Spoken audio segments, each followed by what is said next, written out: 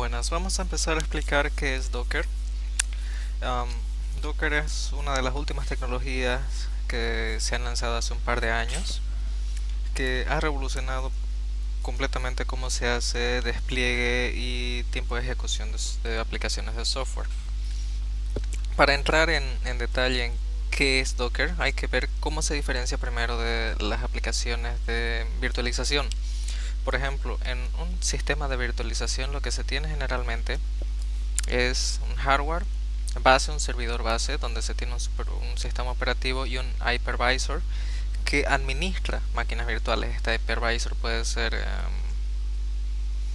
VMware, puede ser VirtualBox o puede ser Xen para Linux. Y esto permite emular hardware que va a alojar a múltiples sistemas operativos virtualizados. Acá tiene que tomarse en cuenta que todo el hardware que se tiene en el sistema operativo base puede ser usado hasta cierto punto en la forma de emulación. ¿Eso qué quiere decir? Que el hypervisor tiene que sincronizar el hardware emulado y hacerlo funcionar de forma correcta con el hardware. Esto generalmente tiende a ser bastante costoso, entonces los servidores que se utilizan para tener los hipervisores activos es generalmente de alta gama. Eso quiere decir que se tiene que tener mucho poder de computación para hacer esto. Entonces, este es cómo funcionan los sistemas de máquinas virtuales hasta ahora. Por ejemplo, si nosotros queremos emular un ambiente de producción en Windows, lo que tenemos que hacer es en nuestro hipervisor crear un hardware que permita tener Windows instalado e instalar el sistema operativo en eso. Ahora, no es lo único que se hace cuando se va a virtualizar un sistema, una aplicación, porque varios puntos están incluidos en la virtualización de una aplicación. Está incluido el sistema de archivos, los recursos de hardware, los archivos del sistema operativo, los servicios del sistema operativo, las librerías de ejecución o el entorno de ejecución de la aplicación. Por decir, para una aplicación .NET es el .NET Runtime, para una aplicación Java es el Java Runtime Environment, para una aplicación Python es Python mismo, las librerías mismas de la aplicación y los archivos de la aplicación. Si uno quiere virtualizar una aplicación o un sistema, tiene que tener todos estos elementos propiamente configurados en su máquina virtual. Un ejemplo, si queremos instalar el Apache Web Server, Linux virtualizado, ¿qué es lo que tenemos que hacer? Tenemos nuestro hipervisor que está en nuestro super servidor y emulamos un hardware. Le vamos a dar 500 megabytes de disco, 2 GB de memoria y un procesador. Entonces lo que hacemos es crear un sistema de archivos, hacer que el sistema operativo se instale con sus servicios, con sus archivos mismos, instalar Apache como runtime, instalar los mods de Apache que se necesiten y tal vez subir nuestras páginas estáticas que queramos servir. Todo esto tiene que hacerse continuamente. Ahora, si hacen esto y hacen un backup de esta máquina, generalmente la máquina incluye todos estos elementos. Puede ser de que una aplicación sencilla como un simple index HTML en una máquina virtualizada de Apache pueda pesar 2 GB sencillamente. Entonces, como alternativa a esto se sucede Docker. Docker es una alternativa a la virtualización que elimina el hipervisor de la pantalla. ¿Eso qué quiere decir? Empezamos con el hardware, nuestro super servidor o nuestro servidor normal que tiene un sistema operativo, y ese sistema operativo que tiene un container engine, un motor que ejecuta contenedores. Y contenedores van a ser las cosas que van a ejecutarse, ya no van a ser máquinas virtuales corriendo sobre un hardware emulado. Ahora, ¿qué implica el tener un contenedor? El tener un contenedor implica que yo ya no necesito los archivos del sistema, yo no necesito los recursos de hardware, yo no necesito todas las cosas que manualmente se configuran en la máquina virtual. Solamente necesito los archivos de mi aplicación y lo ejecuto. ¿Cómo hace esto? Docker reusa el hardware, reusa el sistema operativo y solamente crea una máquina virtual que va a ejecutarse sobre un sistema de archivos diferente. Es una máquina virtual ligera que corre como si fuese una aplicación. A esta aplicación se le llama container. Okay. Vamos a ver un ejemplo. Primero, si queremos instalar Docker, se va a su página web y ya tiene todas las plataformas soportadas. He probado para Mac y para Windows, el soporte es muy bueno y actualmente lo estamos usando en producción, así que no he tenido ningún problema en reemplazar aplicaciones virtualizadas con VMware o VirtualBox usando Docker. ¿Okay? Entonces vamos a empezar con un ejemplo sencillo. Voy a hacer un hola mundo sencillo en Docker. Voy a usar la consola porque es la plataforma base de ejecución. Hay herramientas que te permiten usar diálogos, wizards y todo tipo de artilugios visuales, pero para entender realmente cómo Docker funciona, yo recomendaría que usen siempre la consola. ¿Okay? Entonces ya tengo Docker iniciado y vamos a hacer que Docker ejecute a un container que se llama, perdón, una imagen que se llama Alpine y que emita el mensaje o el comando a la Facebook. ¿Okay?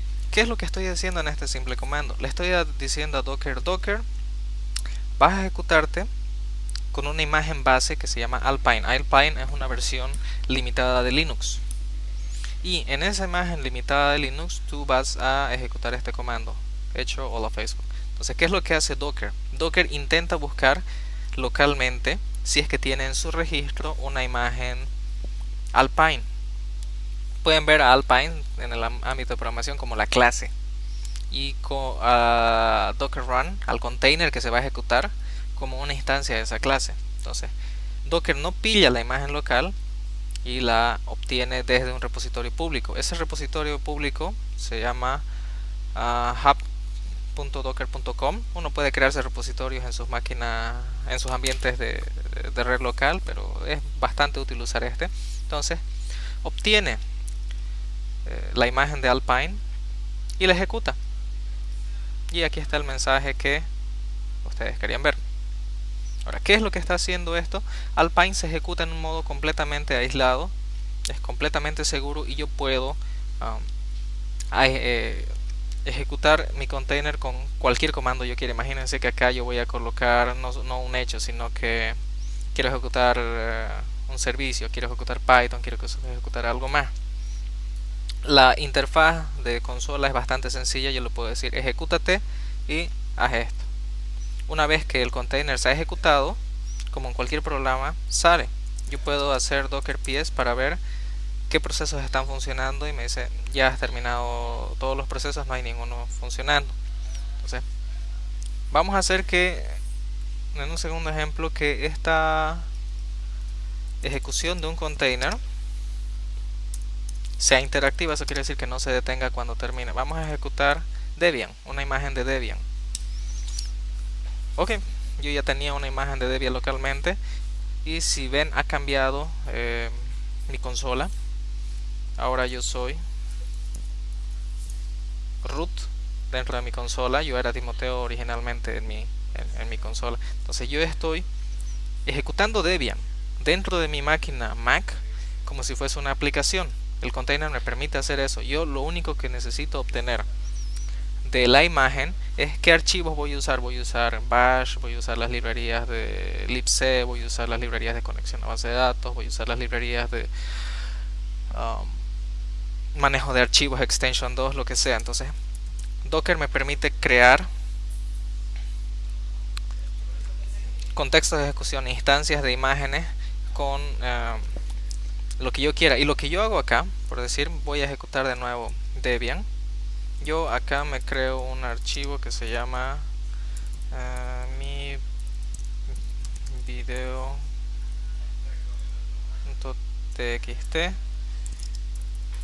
y voy a poner algo de contenido a ese archivo.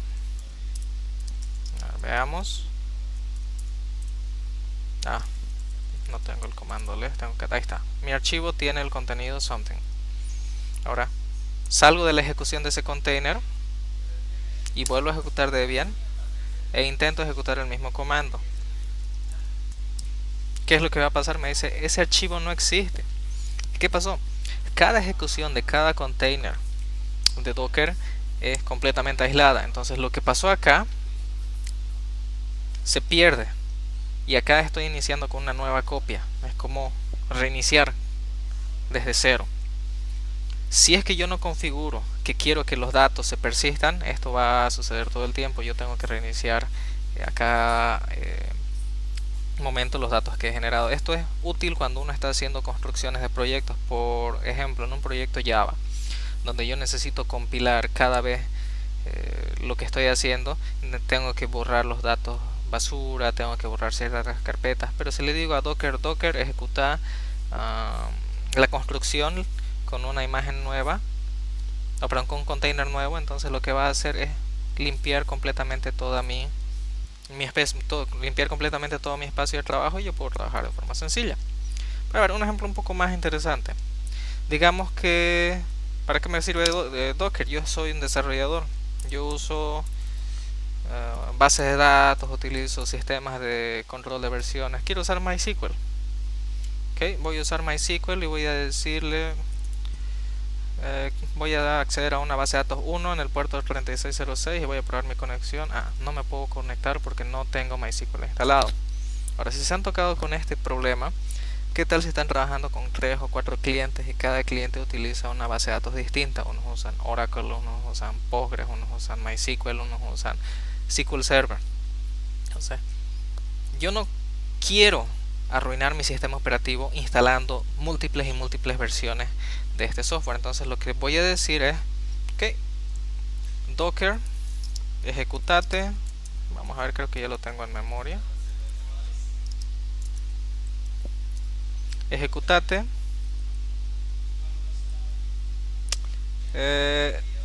como imagen MySQL. Aquí existe una imagen en el repositorio MySQL con un password 1234 y te vas a levantar sobre el puerto 3306. Aquí te lo estoy diciendo.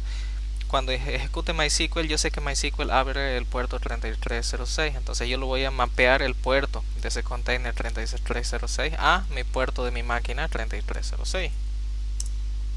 Ok, esto va a iniciar una base de datos completamente sin necesidad de instalar nada, sin necesidad de modificar mis variables del sistema, sin necesidad de descargar librerías. Y yo puedo probar de nuevo mi conexión acá. Y acá me dice era 1, 2, 3, 4. Perfecto, ahora sí ya tengo una conexión. Y me conecto. Y ahí estoy, tengo tabla.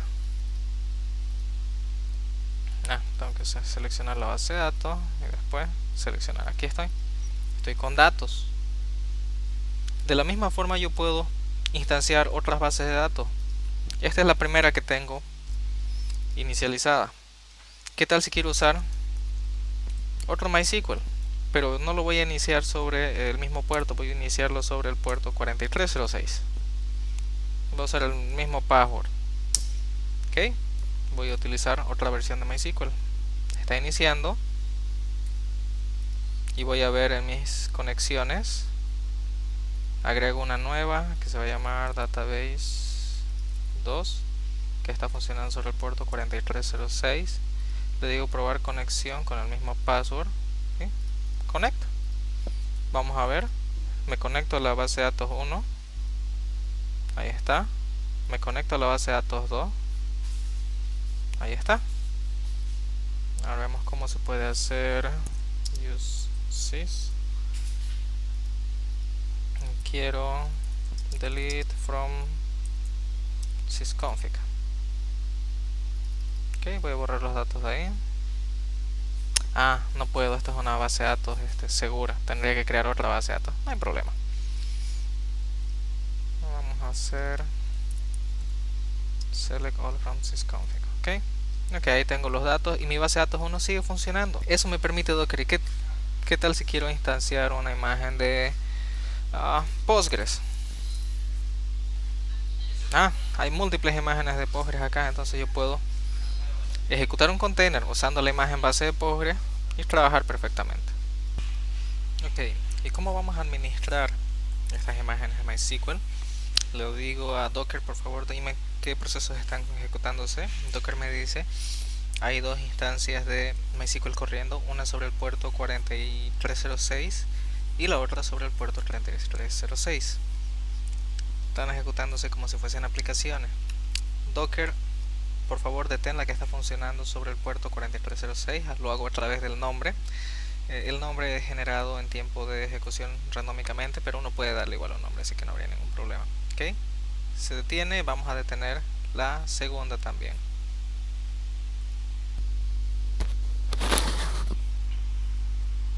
Perfecto.